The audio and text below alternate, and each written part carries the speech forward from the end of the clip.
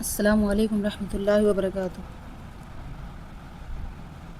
امید ہے آپ خیریت سے ہوں گے۔ آئیے سنتے ہیں حضور صلی اللہ علیہ وسلم کی کچھ حدیثیں۔ حضرت ابن عباس رضی اللہ عنہ سے روایت ہے کہ نبی کریم صلی اللہ علیہ وسلم نے ارشاد فرمایا، 4 چیزیں ایسی ہیں جس کو وہ مل گئی اس کو دنیا و آخرت کی ہر چیز مل گئی۔ شکر کرنے والا دل، ذکر کرنے والی زبان، مصیبت پر صبر کرنے والا بدن، اور ایسی بیوی جو نہ اپنے نفس میں خیانت کرے یعنی پاک دامن رہے اور نہ شوہر کے مال میں خیانت کرے۔ حضرت ابو موسیٰ رضی اللہ عنہ سے روایت ہے کہ نبی کریم صلی اللہ علیہ وسلم نے ارشاد فرمایا، جو شخص اللہ تعالیٰ کا ذکر کرتا ہے اور جو ذکر نہیں کرتا، ان دونوں کی مثال زندہ اور مردے کی طرح ہے۔ ذکر کرنے والا زندہ اور ذکر نہ کرنے والا مردہ ہے۔ ایک روایت میں یہ بھی ہے کہ اس گھر کی مثال جس میں اللہ تعالیٰ کا ذکر کیا جاتا ہے وہ زندہ شخص کی طرح ہے، یعنی وہ آباد ہے، اور جس میں اللہ تعالیٰ کا ذکر نہیں ہوتا وہ مردہ شخص کی طرح ہے، یعنی وہ ویران ہے۔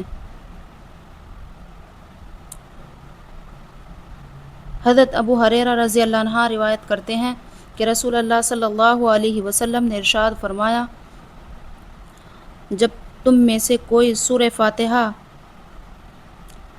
کے آخری میں آمین کہتا ہے تو اسی وقت فرشتے آسمان پر آمین کہتے ہیں۔ اگر اس شخص کی آمین فرشتوں کی آمین کے ساتھ مل جاتی ہے تو اس کے پچھلے تمام گناہ معاف ہو جاتے ہیں۔ حضرت ابو ہریرہ رضی اللہ عنہ سے روایت ہے کہ رسول اللہ صلی اللہ علیہ وسلم نے ارشاد فرمایا، ہر چیز کی کوئی چوٹی ہوتی ہے جو سب سے اوپر اور بالا تر، اور قرآن کی چوٹی سورہ بقرہ ہے، اور اس میں ایک آیت ایسی ہے جو قرآن شریف کی ساری آیتوں کی سردار ہے، وہ آیت الکرسی ہے۔ حضرت جابر رضی اللہ عنہ سے روایت ہے کہ نبی کریم صلی اللہ علیہ وسلم نے ارشاد فرمایا، جس شخص نے سبحان اللہ العظیم و بحمدہ کہا اس کے لیے جنت میں ایک کھجور کا درخت لگا دیا جائے گا۔ حضرت ابن عباس رضی اللہ عنہ سے روایت ہے کہ رسول اللہ صلی اللہ علیہ وسلم نے ارشاد فرمایا، جو شخص پابندی سے استغفار کرتا ہے اللہ تعالیٰ اس کے لیے ہر تنگی سے نکالنے کا راستہ بنا دیتے ہیں، ہر غم سے اسے نجات عطا فرماتے ہیں، اور اسے ایسی جگہ سے روزی عطا فرماتے ہیں جہاں اس کو گمان بھی نہ ہوتا۔ حضرت عبداللہ بن زبیر رضی اللہ عنہ فرماتے ہیں کہ لوگوں نبی کریم صلی اللہ علیہ وسلم ارشاد فرماتے تھے کہ اگر انسان کو سونے سے بھرا ہوا ایک جنگل مل جائے تو دوسرے کی خواہش کرے گا، اگر دوسرا مل جائے تو تیسرے کی خواہش کرے گا۔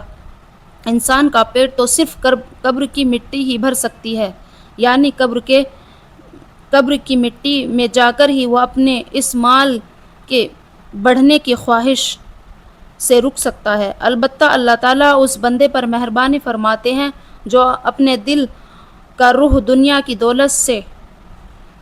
دولت کے بجائے اللہ تعالیٰ کی طرف کر لے، اسے اللہ تعالیٰ دنیا میں دل کا اطمینان نصیب فرماتا ہے اور مال کے بڑھنے کی حرص سے اس کی حفاظت فرماتا ہے۔ السلام علیکم ورحمۃ اللہ وبرکاتہ۔ ویڈیو اچھی لگی ہو تو لائک کریں، شیئر کریں۔